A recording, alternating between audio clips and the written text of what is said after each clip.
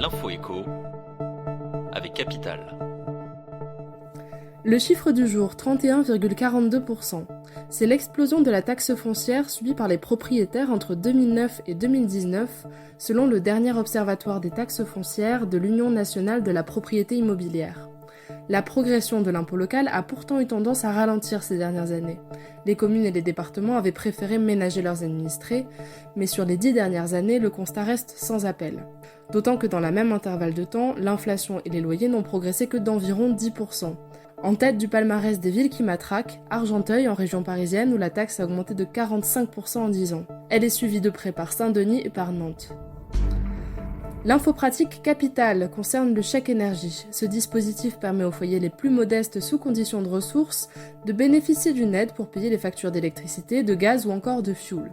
Les montants versés chaque année sont compris entre 48 et 277 €, sauf que jusqu'à présent, les résidents installés en maison de retraite ne pouvaient pas en profiter. La situation est paradoxale. Ils recevaient bien les chèques, mais ne pouvaient pas les utiliser pour payer leurs factures. Cette incohérence devrait bientôt prendre fin.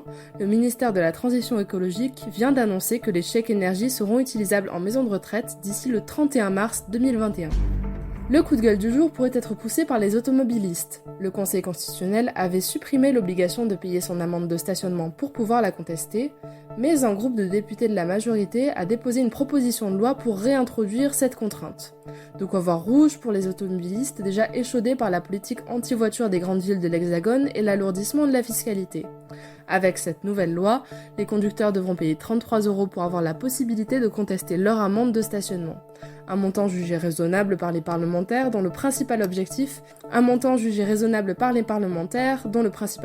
est d'éviter les recours infondés d'automobilistes contre l'administration. Le texte de loi devrait être étudié au début de l'année prochaine. On termine par la condamnation de Monsanto après 14 ans de procédure judiciaire contre un agriculteur français. Paul François, c'est son nom, avait été intoxiqué en avril 2004 en inhalant un herbicide désormais interdit en France. Longuement hospitalisé, il a même frôlé la mort et assure souffrir de troubles depuis. Le céréalier charentais a déjà eu gain de cause à 3 reprises.